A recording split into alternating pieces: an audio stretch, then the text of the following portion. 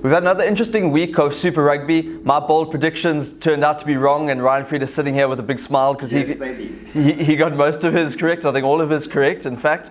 But before moving into our predictions for the coming weekend, Ryan, I think a relevant talking point, certainly as the June tests become closer and closer towards us, is to look at the overseas players that we think would be relevant in calling back. You know, for me, I'm gonna pinpoint 5 guys that I think must come back and the reasons why. One I wrote about this week, Vrede, certainly at fullback. I think he has to be there. Not to necessarily start at fullback and to take the place of Warwick Galant, which I've got a lot of backlash from. But I think Warwick is a player who can learn from Vrede. And I also look at that back three, completely inexperienced that it's going to be if they're just picking locally based players. They need a guy who's been there, done that. Vrede for me must come back just to add a bit of experience. Yeah, there. Absolutely. I agree completely. He's played exceptionally well at Wasp. And I think we've spoken about this before. Like you mentioned the learning aspect. I think that's one of the big sort of discounted impact of the mass exodus of a lot of like top pros moving abroad now. That next generation of player, like for instance when Damien Dialinde was coming through at the Storm, as I use him as an example, he had John de Villiers to learn from, and those examples prevail throughout South African rugby. So what you're saying about Villiers is critical. He's an experienced test player, and a player like Galant can really learn from him. Yeah, sure. 2 other backs I would think. I would say bring Frans Steyn back, and I'll tell you why. Because I don't necessarily see him as a starting player because he is getting a bit old, but again, an experienced player and a perfect bench option. He can cover fly half, centre, full back. You know, he's the guy who can cover 3 positions. You put him on the bench and really bring him on when that experience is required. Faf de Klerk, number 9, simply have to because there's no other local scrum half who's put up their hand. And Faf's been the Sale Sharks Player of the Year as well, fans player. He's really done it all. Yeah, I agree with you on those 2 players in principle.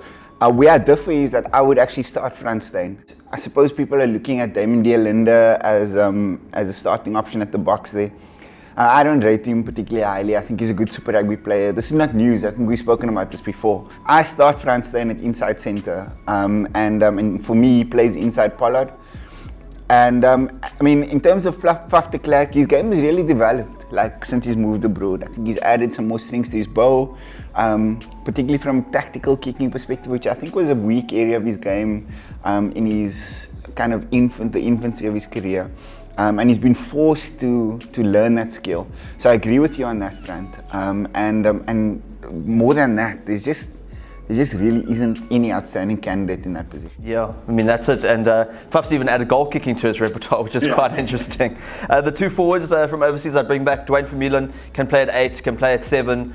Really need that experience in the back row too, because there's concern over Warren Whiteley, Steve Khaleesi's form. So I think there's definitely a relevance in bringing him back. And again, Bismarck du Plessis, as we've spoken about recently, purely because the like-for-like replacement for Malcolm Marx, who's injured, a guy who's also, I think, needed. I mean, we're in agreement on all the players that you mentioned that I think should come into the Springbok fold from abroad.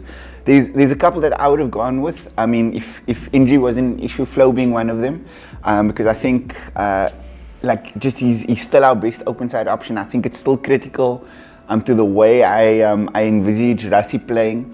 That a guy that is strong over the ball like that at open side is critical, but doesn't look like he's going to be involved. The injury, you just won't heal in time. And then the other was Jan Serfontein, of course. And I've been a big advocate for him. I'm glad he moved overseas, but again, he's got his own sort of health problems. But yeah, the 2 you mentioned definitely. I don't think we're in like a terrible position in that loose forward. I think those Dupree brothers at the Sharks are exceptional players, world class, and they showed that again on Saturday. In the game that you called wrong, but they're exceptional, and I think they should be in the mix of the Boks. But yeah, like overseas-based players that we've mentioned, those 5. Yeah, well, let's get into the predictions, and no, I mean, rightly so. But my Sharks prediction again fell short, and I don't know. With regards to them, I just can't seem to call what they're going to produce, and it leads us into the big game between them and the Chiefs this weekend. But I'll tell you one thing: Chiefs are missing 20 players. 5 of them are All Blacks, including Brodie Retallick, Damian McKenzie. That's going to set them back in a big way. So the Chiefs might be coming off a win over the Stormers, but going to the Shark Tank so depleted, I think I can comfortably call the Sharks to win this one by 10. And if I'm wrong, well, I'm on leave next week, so I won't be here to hear your chirps. So let's just start with that Sharks issue. I said to you last week that I don't think the Sharks are in a position to string together back-to-back performances like they did a fortnight ago, and that's why I went with the Bulls option. There's something kind of fundamentally wrong there in either the wiring mentally. I don't know. But at this point in their evolution, they're not in a position to string together back-to-back exceptional performances, which brings us to this week then. So they took a battering at the Bulls, or maybe a battering is a bit harsh on them. I didn't think they played particularly well, and the Bulls were really good on the day. So now they face a Chiefs team, in like a depleted Chiefs team and you kind of go like, what can I expect from the Sharks team? Which is not a good position to be in for an elite South African Super Rugby franchise. Like if they lose against this Chiefs team, then there are serious problems. You mentioned all the players that are missing for them. They can't lose against this Chiefs team. They can't, and I don't think they will. I think they'll beat them comfortably, 10 points. But who knows? Yeah. And in a similar vein, who knows what from the Stormers? I mean, again, 1 week they'll perform, 1 week they won't. I mean, and last weekend at home, losing that undefeated record at home, I mean, it was disappointing from them. And now they travel away to the Sunwolves, a team who are coming off a remarkable big win over the Reds. So, are they in for a surprise? They've struggled when travelling away and playing the Sunwolves, a couple of occasions over the last 2 years. But really, in the same way you say, if the Sharks lose this weekend, big problems. If the Stormers lose, big problems. I can't see it happening. I see them winning 10 to 15 if they just play percentage, patient rugby. Let's take a step back, and I've spoken about the Stormers and their problems like at length on this platform, and like for me, they don't have a bad squad. I know they've also got injury issues. But every team has that, and teams, like good coaches, negotiate that particular challenge and navigate through it. Robbie Fleck is not a good coach. How he's still the Stormers coach is beyond me, given like just the clear incompetence tactically. It's just beyond me. I'm incredulous already. Like, I think that they will lose against the Sunwolves this weekend. Like, just given the away record, given the situation they're in, where there's just no clear tactical direction, or no, it's certainly not apparent to me. I can see them losing against the Sunwolves this weekend. I think it'll be a close game. They'll lose by 5 this weekend to further compound their problems. Yeah.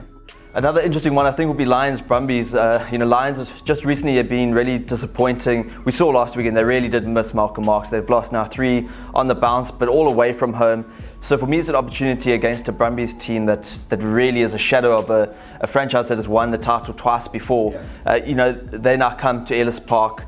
I don't think they're going to offer much, whereas the Lions must bounce back. They've still got a lead of 8 at the top of the South African Conference, which is quite fortunate. It just shows how it's been so up and down, and there's an opportunity for them now to get back to winning ways. 10 to 15, comfortable win.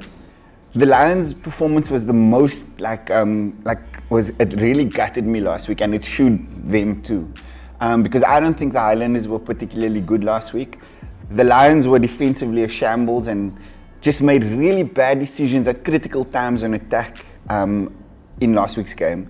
That's the type of game that the Lions, who made the final last season, that's the type of game they win. And it's kind of a testament to where they are in their evolution. Like I say, last year they win that game, and yes, there's a personnel issue and that type of thing. But I really expected them to pull through there. They'll do it this week. The Brumbies are, like you say, a shambles. They like a shadow of their former selves, and they have been, in fairness, for a couple of years now. Lions will do them there by 12 to 15. Yeah, and then the final one to look at, Bulls and Jaguars.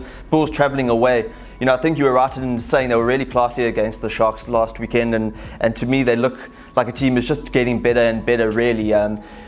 It's great momentum that they're building. Mitch, interestingly, says he thinks he's got the Jaguars worked out because they're coming off a bye and 4 wins in a row. So I'm always interested when I hear Mitch saying he's already worked them out. He was working, or apparently looking at them, on the day of the Sharks game, which is incredible in terms of his work ethic. So whether they're going to, but whether the Bulls can really travel over there, where they've lost Lodiaga, Liesel Gqoboka, now Burger Odendaal to injury, that for me is going to be a key factor. I have to back the Jags at home by 5-7. Yeah, me too. I think this Bulls team is one certainly on the up.